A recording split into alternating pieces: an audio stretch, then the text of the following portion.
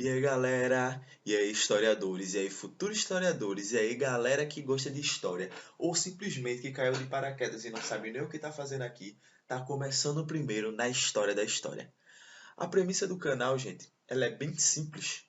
A gente pretende trabalhar a história, mas aqui não vai ser meio que a TV Fama da história. A gente não pretende trazer simplesmente curiosidade. Obviamente, hora ou outra a gente vai trazer curiosidades, a gente sabe que você gosta. Mas não é simplesmente isso. Aqui não é um canal do Castanhari, muito menos um canal do Você Sabia. A ideia aqui é trazer história como ciência. Então a gente vai trabalhar conceitos como historiografia, teoria da história, filosofia da história. A gente vai sempre tentar lhe dar o máximo possível de fontes para você entender mais os assuntos. A gente vai tentar ao máximo atrelar os fatos históricos aos seus documentos, às suas fontes. Então, a premissa do canal ela é basicamente trazer para quem é curioso com a ciência histórica, mas sim, você que vai fazer Enem, de certa forma a gente também vai lhe ajudar. Por quê? O Enem não cobra de você que você saiba que é um 13º rei da Espanha. O Enem não cobra de você que você saiba totalmente que foi a Revolução de Aves. Muito menos que você decore em que data Getúlio Vargas assumiu o governo no Brasil. A ideia do Enem é que você entenda o que é um documento, o que é uma fonte histórica, o que um autor fala sobre aquele fato histórico e consiga atrelar todo esse processo em volta do fato histórico, ou seja, compreender o documento, a fonte e como ele se liga ao fato. Sendo assim, essa é uma premissa do canal também que você entenda isso. Então a gente pretende lhe ajudar muito no seu meu no Enem. Sabendo disso, vem com a gente. Se inscreve, se inscreve, se inscreve, se inscreve. Toda semana o YouTube muda isso aí. Aperte o sininho, deixa o like. Nunca pedi nada pra vocês. Se alguém aí eu já pedi alguma coisa, só ignora e deixa o like igual. Ajuda a gente a ajudar vocês. E no fim, chama a vinheta. E aí, galera, Revolução Pernambucana. Compreender o que é a Revolução Pernambucana é, a princípio, compreender o que foi as independências na América Latina. É compreender como a Revolução Francesa assume um papel de extrema importância na construção de uma mentalidade e de um ideal na população da América Latina. Na ideia de que, se os franceses conseguiram, a gente também consegue. Mas não apenas isso. As ideias iluministas francesas chegam muito forte na mentalidade América Espanhola e América Portuguesa. Pelo simples fato de que você tem esse trânsito constante de conhecimento nessa época. E desta forma, as ideias iluministas de que somos todos iguais, todos temos direito a votar, de que o poder tem que ser descentralizado, de que as colônias têm direito de se autorregrar e de que o poder tem que ser dividido em o judiciário, executivo e legislativo chegam muito forte nas Américas. E este processo vai construir na sociedade espanhola um ideal muito forte que vai se sobrepor na intelectualidade das Américas e vai crescer de forma muito grande nos processos de independência. Ou seja, as independências são movidas e são motivadas também por esses ideais iluministas franceses. Mas não só isso. Por outro lado, você tem um grupo totalmente antagônico a esse, que é o conservadorismo crioulo, é a elite conservadora crioula. Só um adendo para vocês entenderem, o conceito de crioulo nessa época é um conceito de crioulo distinto de hoje em dia. Crioulo nessa época está muito mais ligado a uma elite nas colônias portuguesas e espanholas, mas que não são necessariamente espanhóis ou portugueses, distinto totalmente do nosso conceito racista hoje de crioulo. E compreender isso é de extrema importância para vocês compreender já como os termos e como os conceitos e como as ideias vão mudando ao longo da história. Pois bem, voltando. E esse processo é um processo que vai moldar todas e todos os movimentos de independência. Algumas exceções, como a Revolução do Haiti, ela é muito própria. A gente vai pretender falar dela mais para frente, mas ela é muito própria. E outro processo muito grande que vai moldar também as independências nas Américas é a ideia de centralizar ou descentralizar. Ou seja, constituir um grande país, pegando toda a América Espanhola, ou seja, do México até o Chile, a Argentina, ou descentralizar, que foi o processo que acabou chegando de forma mais forte e foi o processo que acabou se tornando o principal nos processos de independência na América Latina. Para além desses processos que são muito importantes e que também vão permutar no processo de Revolução Pernambucana, você tem também em Pernambuco diversas questões internas. Vamos lembrar que Pernambuco, no início do século XIX, é uma das economias mais fortes do país. O comércio do açúcar está em alta. O algodão pernambucano é um algodão muito querido por ter fibras grandes, ter uma produção muito mais facilitada. E esse processo vai transformar Pernambuco numa grande fonte de renda para a coroa. Vamos lembrar que 1807 é o período em que Dom João VI vem para o Brasil, fugido de Napoleão Bonaparte, que invadiu Portugal. E quando ele chega no Brasil, ele começa a instaurar impostos para melhorar a vida no Rio de Janeiro, onde ele se coloca. Então, um imposto muito conhecido e muito criticado em Pernambuco é o imposto sobre a luz. Você tem documentações em que mostram que por mais que Pernambuco pagasse iluminação, você tinha constantes reclamações, tanto da população quanto das elites, de que Recife era muito mal iluminada. Então, todos esses recursos eram quase que usados totalmente no Rio de Janeiro. Então, você tem, neste processo, muitos e muitos e muitos micro-revoltas. Vamos lembrar que a primeira loja maçônica ela é fundada por Manuel Arruda da Câmara, aqui em Pernambuco, o Areópago de Itambé. E aqui em Pernambuco também você tem o surgimento do Seminário de Olinda, também nesse período, que é um seminário que reúne diversos padres de origem libertária. Vamos lembrar que é do Seminário de Olinda que sai, por exemplo, o Frei Caneca. E esse processo acaba meio que se constituindo e se criando de forma ainda mais forte no momento em que Pernambuco entra numa grande crise. Você tem a seca de 1816, que é colocado por muitos historiadores, como Marcos Carvalho, como Luiz Geraldo Silva, como um dos processos mais importantes na formação da Revolução, porque você muda totalmente o quadro da economia em Pernambuco, a população está em situação paupérrima porque não consegue produzir nada, os engenhos estão em baixa produção porque não conseguem produzir nada, e a concorrência aumentou muito mais. Vamos lembrar que isso aqui é um momento que a Revolução Industrial está crescendo cada vez mais. Você consegue produzir fio com algodões de fibra cada vez menor. Assim, o algodão estadunidense se populariza muito mais. Por ele ser mais barato, ser de certa forma mais de fácil produção, mas por mais que seja de menor qualidade, ele serve ao objetivo. Você consegue fazer sacas com o algodão estadunidense. Você consegue produzir roupas com algodão estadunidense. Então, dessa forma, você tem a crise de algodão e a crise do açúcar ligada à grande seca. E isso vai acabar construindo e constituindo problemas tanto entre as correntes iluministas que já estão fazendo revolta, mas agora ganham muito mais força. Eles ganham força do povo, eles ganham força das elites, eles ganham força de vários grupos, e tanto a corrente conservadora que está vendo seus lucros caírem e, acima de tudo, está vendo o preço da mão de obra escrava decair. Esse é um processo que eu quero que vocês se apeguem. A Revolução Pernambucana ela nasce com grande força porque o escravo está caro. E isso é um processo quando você lembra daquelas ideias iluministas que estão falando lá. Vamos lembrar que Cipriano Barata ele é tido como doido na Revolução Pernambucana porque ele diz que tem que libertar todos os escravos. Então, esses são processos prévios e processos que acabam construindo a Revolução Pernambucana mais na posteriori. Em termos simples, para trabalhar a Revolução Pernambucana, a gente tem que entender mais ou menos o que é o povo no 800. O que é o povo no 800 em Pernambuco. É entender quem é essa galera, entender quem é o povo, quem é a massa, quem é a chipa, quem é a relé, quem é a torcida geral do Santa Cruz. Avisando desde já, sou tricolor, sem rage, gente. Entender isso é de extrema importância. A gente vai trabalhar dois autores. A gente vai trabalhar principalmente o Legoff e o Luiz Geraldo Silva. O Legoff, no ponto de vista muito mais sociológico e filosófico, que vai dizer que a construção do povo nesse período está muito ligado a uma intelectualidade, um saber científico, um racional e a nobreza. Ou seja, o povo não é tudo isso. O povo não é intelectual, o povo não é nobre, o povo não é racional, o povo não possui recursos. Isso é de extrema importância quando a gente calcula mais ou menos o que o Luiz Geraldo Silva falava do entendimento da mentalidade sobre o povo no 800.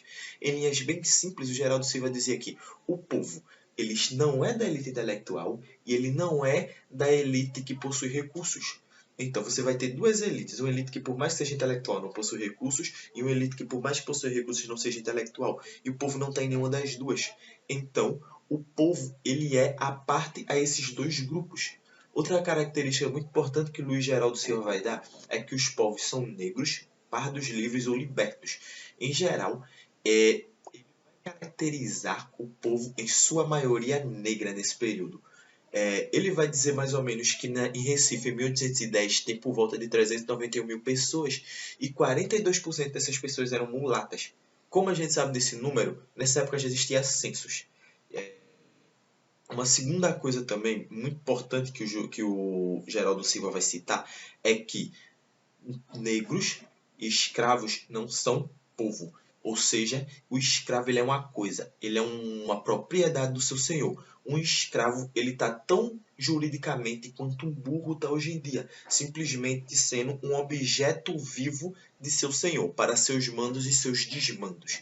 Então, escravo não é povo. Em termos simples para a Revolução, obviamente, com algumas variações, o escravo lutar ou não lutar dependia muito do seu senhor. Em termos simples, entender isso é entender como todo o processo da Revolução Pernambucana tem toda essa questão com escravos que eu já venho citando previamente. E compreender esse processo é de extrema importância para compreender o povo como um agente da revolução. Vamos lembrar que até então o povo ele é uma figura temida, tanto pelo império quanto pelo governador. Você vê o povo como um agente constante de revoltas, que só está esperando ou uma oportunidade ou algo que o afete muito diretamente.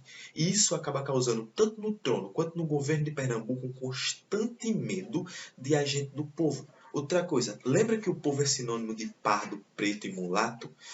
Em 1808 ocorre a Revolução da Haiti, e essa revolução ela é uma revolução de negros e para negros. Ele é um processo que você expulsa os brancos, você muitas vezes o espanca, você muitas vezes ataca. Existem casos até de relatos de brancos sendo dados para cachorros, e meio que esse processo causa um temor muito grande entre a população branca, de uma revolta negra de tal nível em Pernambuco. E tenham existido pequenas revoltas, isso acaba, por exemplo, causando no governador Caetano Pinto o medo de novas revoltas étnicas. Ele escreve uma carta ao Império em 1814, contando que ele tem bastante medo de ter uma revolta étnica.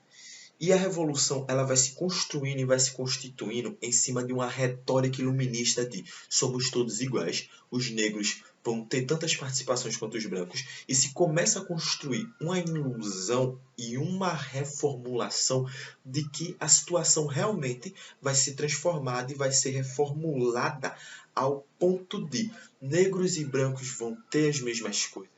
Negros e brancos vão poder se apertar as mãos, negros e brancos vão poder casar entre si. E meio que isso acaba que motiva essa população a lutar em favor da revolução. Você tem as batalhas, vocês têm as guerras, e em 6 de março de 1817, Recife é tomada e é instaurada a Primeira República do Brasil. Isso é um fator e um fato importante que eu gosto de citar. Por quê? Pensar no Brasil e pensar no Brasil simplesmente por 22 é pensar numa visão extremamente simplista da independência do Brasil. Historiadores brasileiros, principalmente o Evaldo Cabral de Melo Neto, ele coloca o processo de 17 e o processo de 24 muito, muito mais importante no processo de independência do Brasil do que 22. 22 é só o golpe que acontece muito pelo todas as coisas que já está acontecendo no Brasil. O golpe da independência ele é nada mais, nada menos do que uma continuação de um processo que já vem de tempo. por muito, 22 ainda é muito citado e muito tido como muito importante, simplesmente pelo fato que ele foi construído e constituído por uma historiografia paulista que acabou tendo influência muito grande em livros didáticos. E por isso que 22 na escola é muito bem vista. E isso é de extrema importância para entender esse processo muito bem. E para entender ainda melhor, em 29 de março foi convocado uma Assembleia Constituinte, onde você institui tipo a liberdade de culto, abole alguns impostos, mas um detalhe que eu já venho falando, você tem uma constante manutenção da escravidão. E isso é um processo que não muda em momento nenhum da Revolução. Só que todos esses processos de datas e de figuras, de construções, eles não, eles simplificam demais um processo muito mais amplo, um processo que está ligado à retórica, um processo que vai estar ligado à relação povo-elite. Lembra da retórica da Revolução que dizia que os negros teriam mais participações e os negros teriam mais formações? Não é errado dizer que a Revolução Pernambucana foi uma revolução. Há historiadores que dizem que foi a única revolução que aconteceu no país, mas, por mais que ela tenha tido mudanças a nível econômico, a nível político e algumas até a nível social, na relação negro-branco, as mudanças duraram muito pouco. Existe um exemplo muito conhecido do Negro Baderodes, que ele é um exemplo do que ficou conhecido como os atrevidos, que eram mulatos e negros que acreditavam que iam casar com brancas, mulatos e negros que cumprimentavam elites na rua, mulatos e negros e ex-escravos que andavam de chapéu e não tiravam o chapéu frente a ouvidores. E Braderodes é um desses exemplos. Conta-se a história de ele falando com ouvidores, ele não tirando o chapéu para ouvidores, ele falando frente a frente com ouvidores. E a situação de Braderode, ela é uma situação que resume muito o que vai acontecer. Braderode, ainda durante a República, ele é preso e toma 500 chibatadas. E meio que a reformulação da sociedade começa novamente a abrir um espaço entre negros e brancos, entre o povo e a elite. E de certa forma, isso acaba se tornando um problema para certa parte do povo e para certa parte da elite. Por quê? Você começa a ter pequenas revoltas, eu acho que revoltas não é a palavra certa, mas pequenos movimentos. Tem um documento que foi encontrado pelo professor Marcos Carvalho no Memorial da Justiça, que cita um negro que foi preso durante a Revolução Pernambucana, falando sobre a Revolução do Haiti e por que a Revolução Pernambucana não era boa e por que a Revolução Pernambucana tinha que ser reformulada aos moldes do Haiti.